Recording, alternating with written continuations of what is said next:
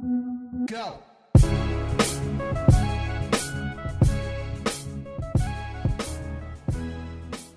Welcome to the PRCA Fuse podcast, the podcast for people with a passion for comms and PR.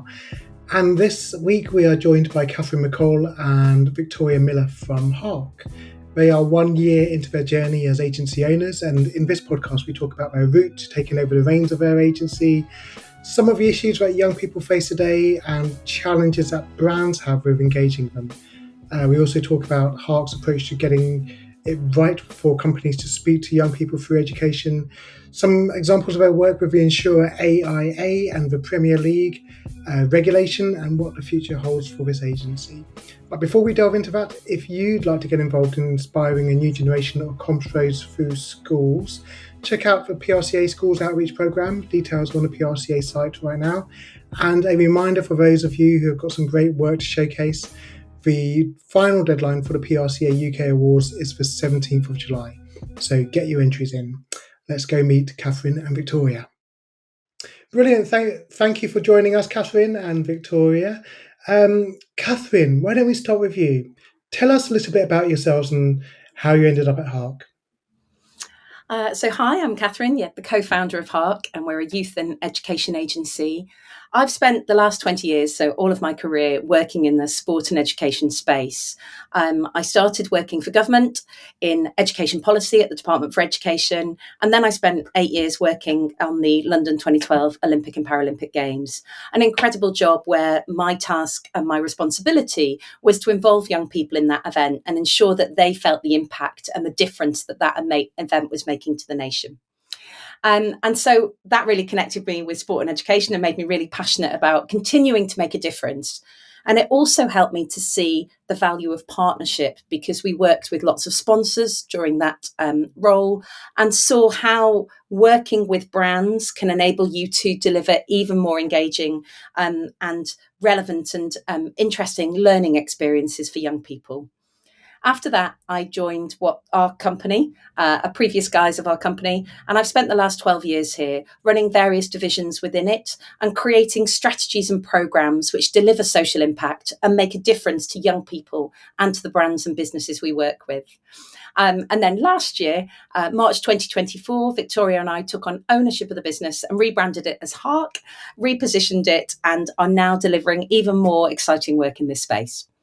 What an amazing career to date. That sounds great. The London 2012 must have been incredible to work on. I mean, it was such a landmark moment for this whole country. What was it? What was it you delivered with the young people in that? London had made a real commitment to inspiring a generation. That was part of our bid promise. I worked on the bid as well. So it was really saying, if we host these games, it's got to make a difference to young people, to communities, and it's got to engage people and enable them to feel part of it. So I was part of a team that created and delivered an education programme, which was designed to engage young people in the games and to use the inspiration of sport and of athletes and of the event itself to enhance young people's learning, to raise their aspirations, to provide them with access to things they wouldn't otherwise be able to access, and to really use the power of that to deliver wider social impact. And that was such a critical part for London, because legacy and engagement was so fundamental to what we did and to what we wanted major events to do in the future. Amazing. Thank you very much. And Victoria, how about you? Tell us a bit about yourself. So yes, at university I studied Spanish and drama, and I was always really keen on words and literature and those kind of things. And so after university, I kind of fell out of university, but also then kind of diverted and went and did an MBA almost directly afterwards. And so I had this kind of dual interest in creative arts and in publishing and words. And I kind of then went into publishing, and I worked in educational publishing for 2 or 3 years at that point. I worked on Spanish textbooks for GCSEs, so creating all the curriculum resources that worked for that. And I really enjoyed that process of, coming up with the artwork and the words and the editorial contents of those books. But what I really missed was the commercial side of things. So I was really lucky when I came across, after a few years in publishing, and I came across these 2 men who'd set up this interesting business that kind of flipped the educational publishing model on its head.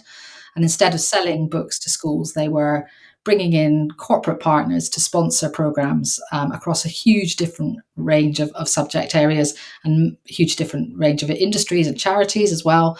So we were creating programs for frozen food companies, for the California Raisins Organization, for different banks. And all of these programs were kind of vastly different kind of formats and media than I was used to, and just creating books in book publishing. So it was really stimulating to move into that business and work with them, and continue to work with them for the following 20 odd years until that business was bought by an American technology company, as Catherine said. And we were sort of subsumed into that business and really working with them to bring their products to the UK market as well. And so that's kind of where we came from. And as Catherine said, there was a kind of evolution which led up to the point of us buying the company last year. So tell us a bit about Hark. As I understand it, Hark is quite a unique agency, and it's set up to solve a very unique problem. Tell us about, why don't you tell us about the problem first? And if you have any examples of companies that maybe have fallen short of what their ambitions have been in the education space, and then tell us a bit about how Hark works and operates and can help these brands and companies overcome these challenges. Yeah, so Hark is, as we say, a youth and education agency, and we operate in a niche space. We are experts in young people, families, and communities. We can help brands and businesses to connect with those audiences and to ensure that they're delivering impact both for those audiences and for them as a brand and business as well. These are sort of unprecedented times for young people. When you look at the scale of political instability, economic uncertainty, uncertainty about jobs in the future and the nature of roles in the future, increasing challenges relating to physical and mental well-being. There's a whole host of things impacting on young people's lives at the moment. And for us, and I think for society, it's critical that we address those, because we want the next generation and the younger generations to be happy, healthy, independent, and successful. From a business point of view, there's a huge amount of challenges that they're facing at the moment as well. Very saturated markets, increasingly quick changes in consumer behaviours, attitudes, etc. Difficulties recruiting talent pipelines. We hear time and time again, a diverse pipeline with the right skills can be a challenge to many of the organisations and sectors we work with, and often challenges retaining and motivating their own employees as well. So when you combine those two, by bringing brands and businesses together with young people and with communities, we know that we can make an impact, and we can make an impact on all of those different categories.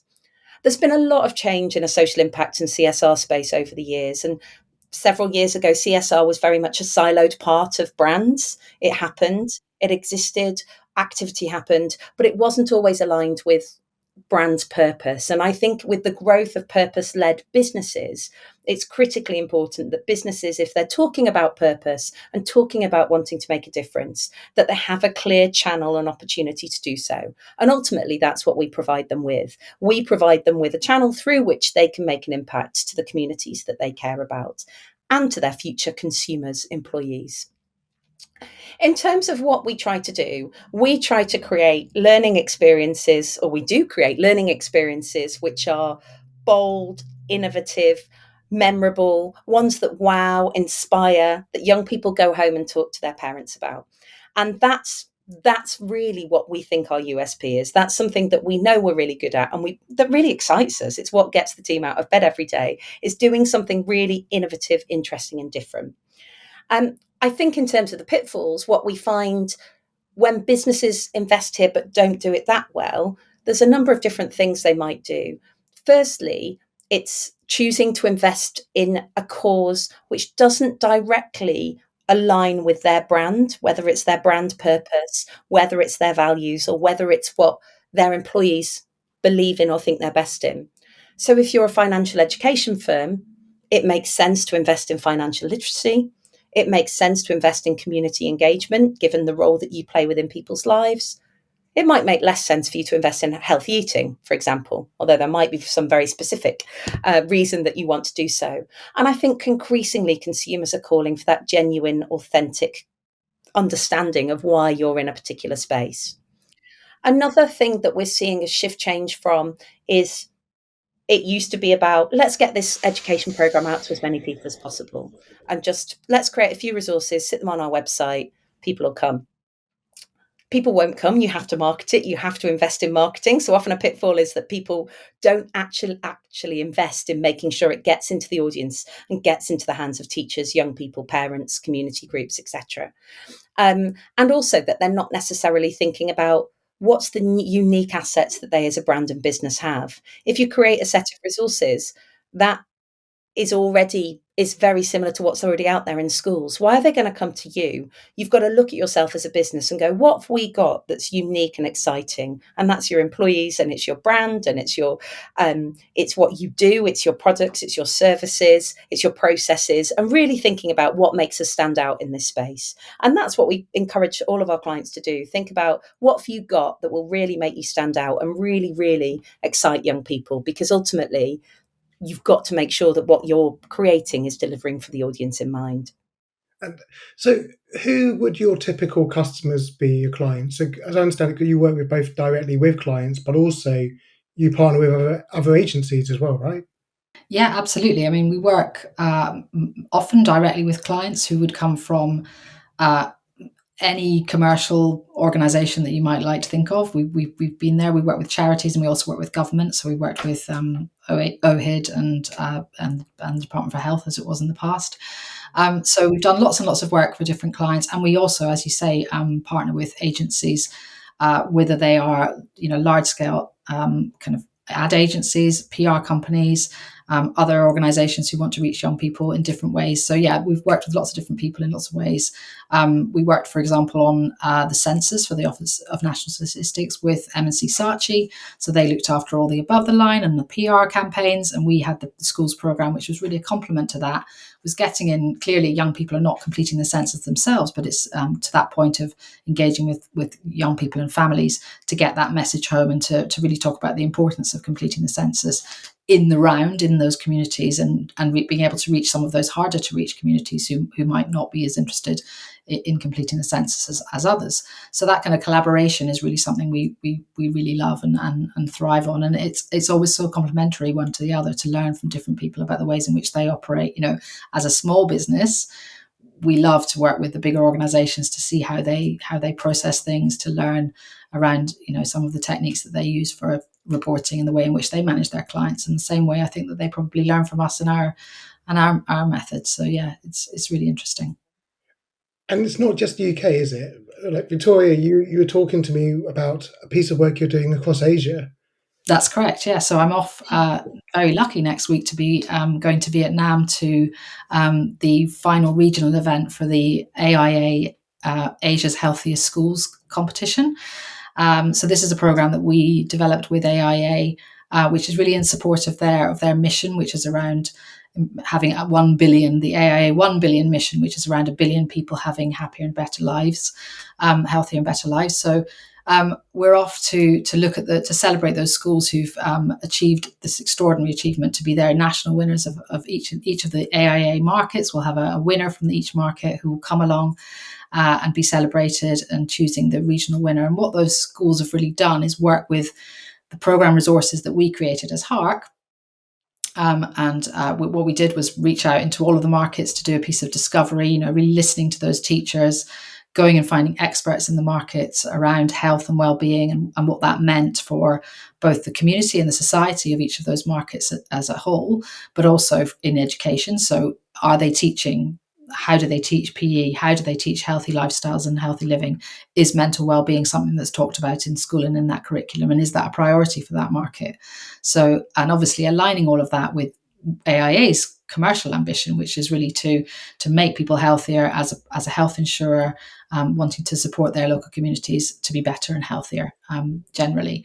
So aligning those two things together, and then creating a platform where schools can access teaching materials and resources to help them generate ideas for this competition, which is really all around creating and generating evidence of the activity that they've done in the schools to improve the health of their young people. And have you seen any of these projects? Can you give us a little bit of a taster of what these schools might have put in Yeah, I place? mean, there's some incredible. We've had young people in the past who've worked to develop apps which help support one another's mental well-being. We've had incredible garden projects and food where people have brought chickens in and established their own little sort of urban farms.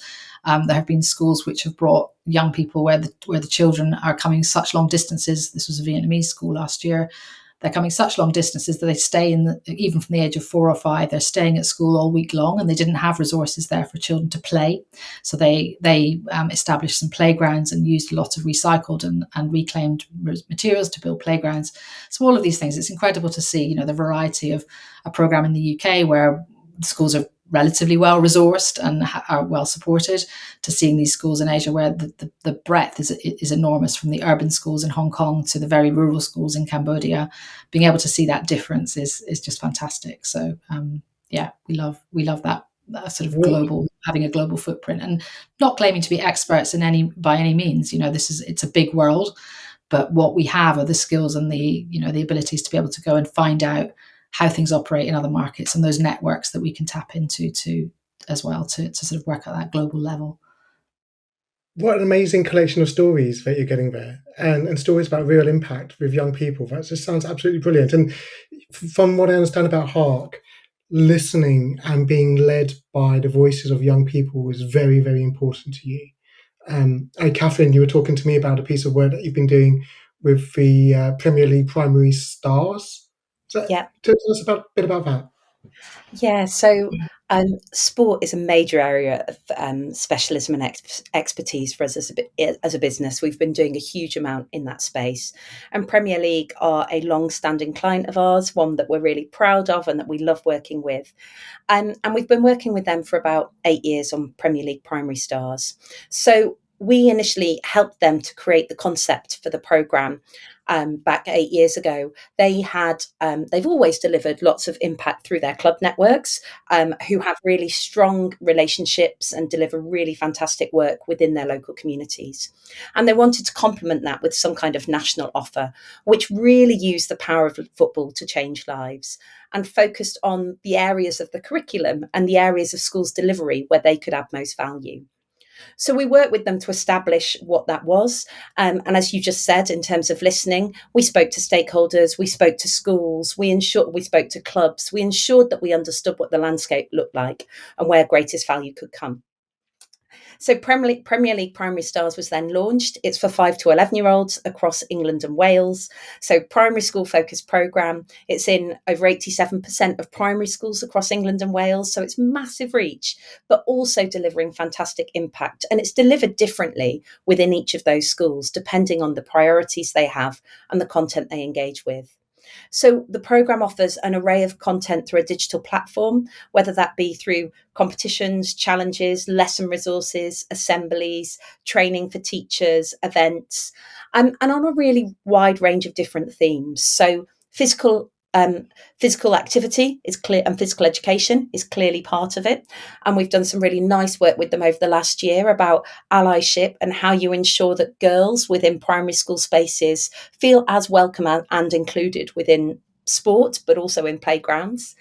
Numeracy and literacy, again, using football as a way to engage young people with those particular subject areas. I know, as a parent of my 8-year-old son, learned to read and write through football. There's lists all over this house of him having written league tables, etc. Reluctant writers, reluctant readers. It's about engaging with something that they really, really care about. And then critically and where I think Premier League Primary Stars has real value is in what we call PSHE. So those areas of pastoral and curriculum delivery, which are about developing well-rounded young people who have the skills, the knowledge and the confidence to succeed in life, and to really, I suppose, create and support a welcoming and inclusive society for everyone. So we've done fantastic content, as I said, around allyship, around anti-racism, really nice stuff around resilience and how, there isn't a better example of bouncing back than missing a penalty on a world stage and everyone staring at you. So thinking about how can you use that as an example for young people to consider, how do you get back on your feet and do it again? So it's really about that relatable real life content and embedding that into the program in so many different ways. And it's just been fantastic to work with them over the years, the Premier League and the Premier League Charitable Fund that run the program, to think, what is it they have that could really, really make a difference to young people? I love that. And that example you gave about your son, reading and through football. I have a godson who's obsessed with football, and he basically just read football biographies, and that's how he learned to read. It's amazing. Yeah. Yeah. And I'm really interested in that example you gave us about missing a penalty and resilience. So what was that? Were you interviewing a player about the experience? Yeah, give us an example of what happened there.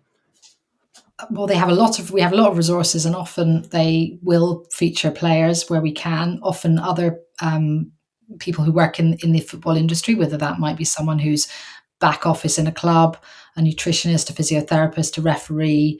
And we also have to kind of reach out beyond the Premier League and into the women's game as well, because we want to be representative. And so it's really always about, finding those brilliant role models, getting them to talk to the young people directly. There are some challenges that are set. There are the kind of young people have to kind of work through different sort of tasks in the classroom that enable them to discuss things that they might not otherwise want to open up about with one another.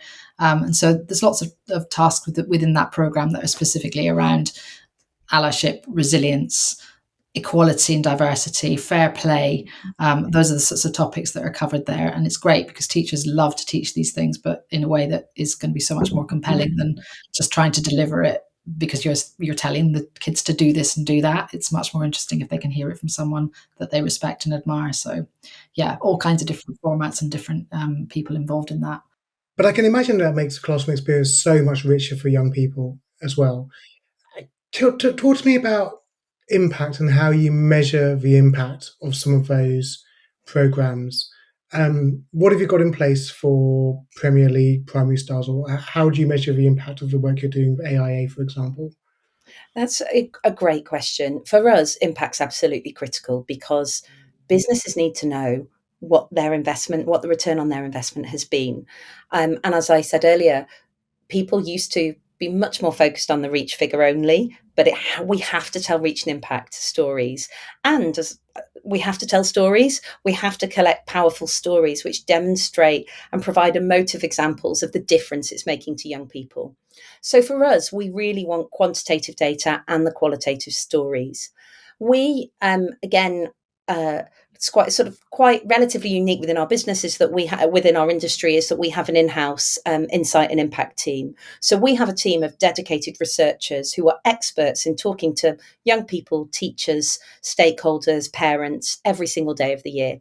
They know what techniques work. They know how to conduct a survey with a 5-year-old, which is obviously quite challenging. They know how to adapt research to ensure that we're reflecting the very different needs of different young people, whether it's neurodiversity, disability, confidence, language, etc.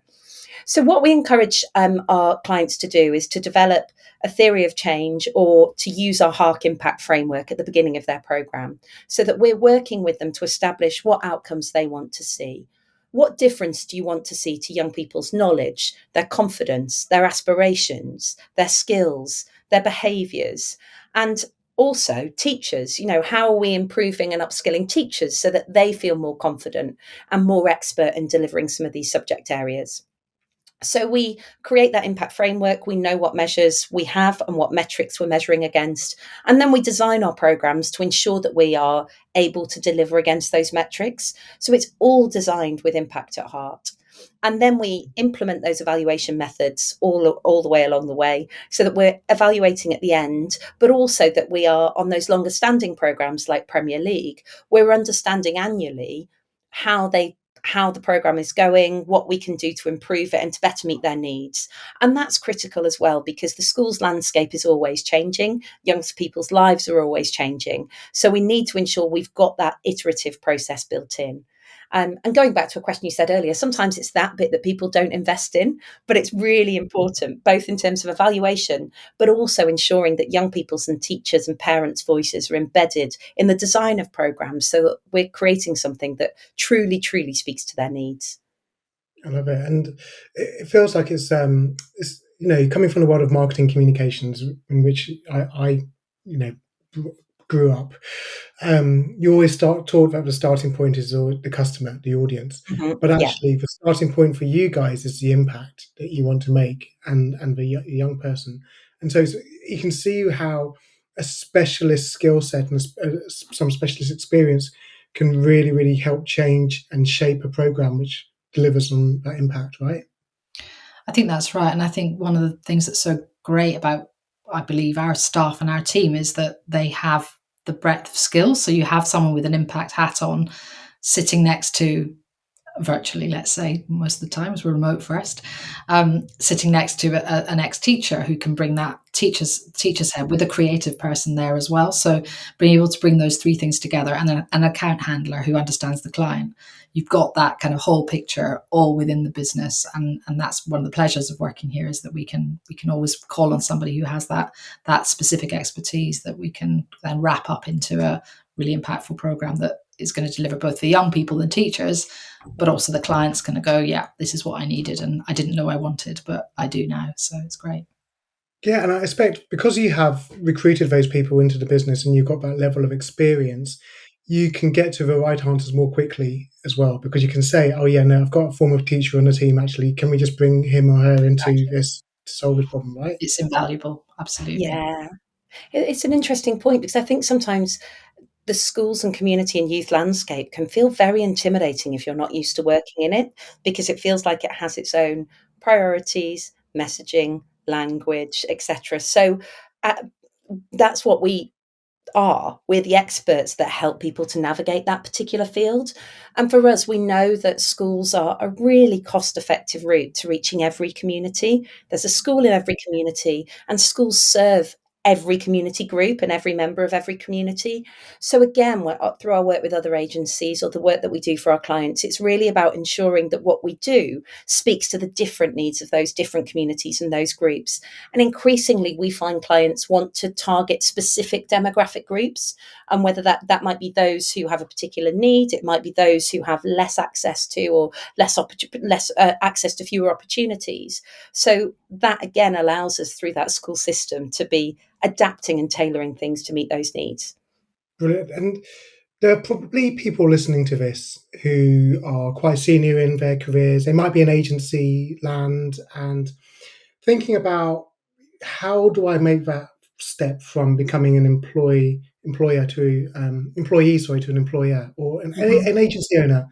Now, the path that you've just described isn't necessarily linear, but I would love to hear more about that. Maybe Victoria, you can take us to, Yeah. how did the opportunity present itself? Was there a point of tension? And what was the exciting bit where you thought, let's just do this, let's go all in? Yeah, so we really had quite a long and circuitous evolution as a business, I suppose, from coming out of the owner managed business that we were for 19, 20 years, up until 2019, where I worked, before we were before we were bought by the American technology company.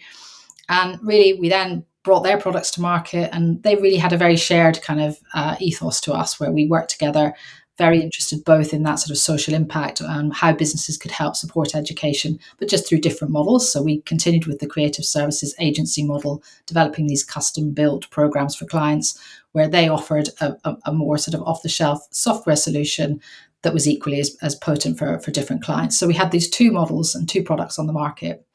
And then in 2022, they were acquired by an even bigger American technology company, with lots of different products in the social impact market, but less of a focus, I suppose, on education. That was kind of why they'd come in to buy that company.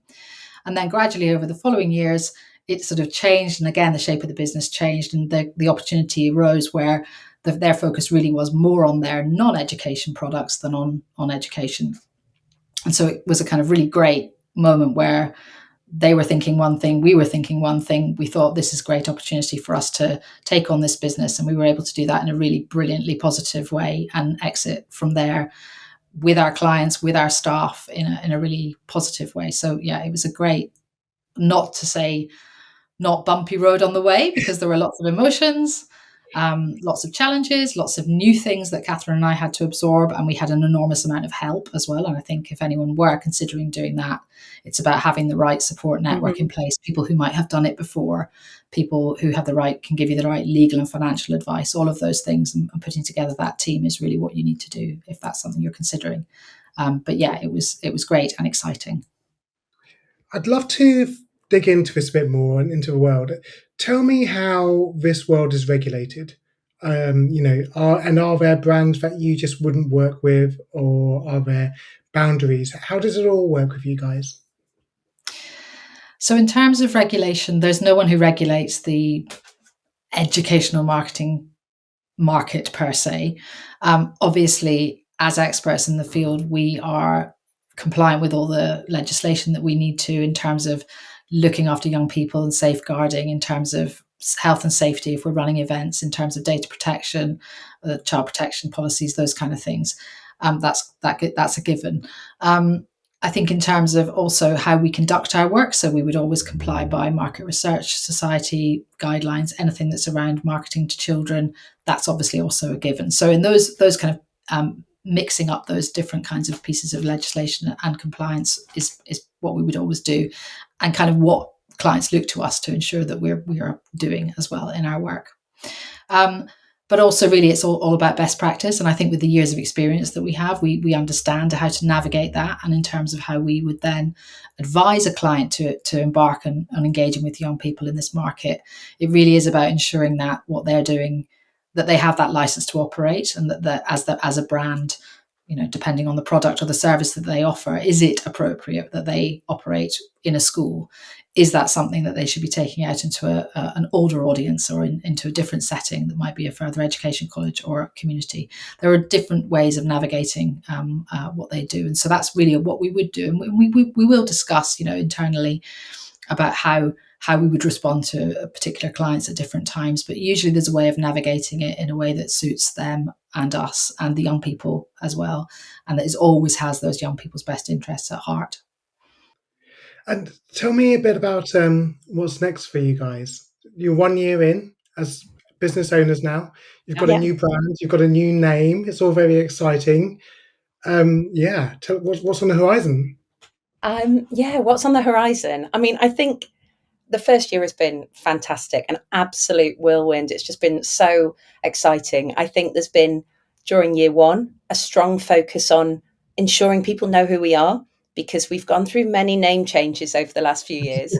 And that's difficult, as we know from a marketing perspective. So making sure people know who Hark are and what Hark can do, and that we're a youth and education agency within the space. We launched Hark Sport earlier this year, which is our sports offer. So we've been working in the sports space for many years, but we wanted to intensify and enhance that and really showcase the expertise, the networks, and the insights that we have. So we hosted our first Hark Sport event last week, which was brilliant, and brought together rights holders, brands, others within the space to help us to consider what brands and what does good mean in a sport and education space, and how can we encourage more sponsors to be investing in youth and education programs that really, really make a difference.